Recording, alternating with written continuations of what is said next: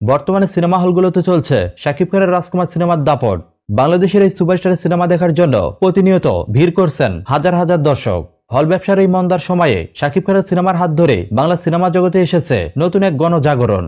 শাকিব খানের প্রিয়তমা সিনেমার পর বাংলাদেশের সিনেমা হলগুলোর চিত্র অনেকটাই বদলে গিয়েছে।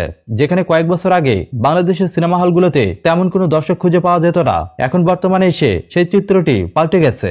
আপনারা অনেকেই জানেন, প্রিয়তমা সিনেমার সময় সেই সিনেমা দেখার জন্য প্রতিটি সিনেমা হলের সামনে হাজার হাজার দর্শক ভিড় করতেন এবং প্রতিনিয়ত অনেক দর্শকরাই প্রিয়তমা সিনেমার টিকিট না পেয়ে দুঃখ এবং হতাশা নিয়ে বাড়ি ফিরে যেতেন।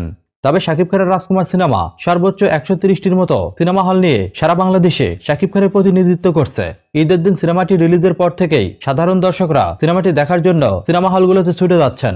আর সময়ের সাথে সাথে শাকিব খানের রাজকুমার সিনেমা দেখার জন্য দর্শক অনুসারীদের সংখ্যা দিন দিন বৃদ্ধি পাচ্ছে। অনেকেই শাকিব খানের এই সিনেমার ভূয়সী প্রশংসা করছেন, আর সেই সব দর্শকদের মুখে প্রশংসা শুনে আরো অনেক দর্শকরাই এই সিনেমার প্রতি আগ্রহ দেখাচ্ছেন। আর এই জন্য শাকিব খানের রাজকুমার সিনেমার দর্শক সংখ্যা দিন দিন বৃদ্ধি পাচ্ছে।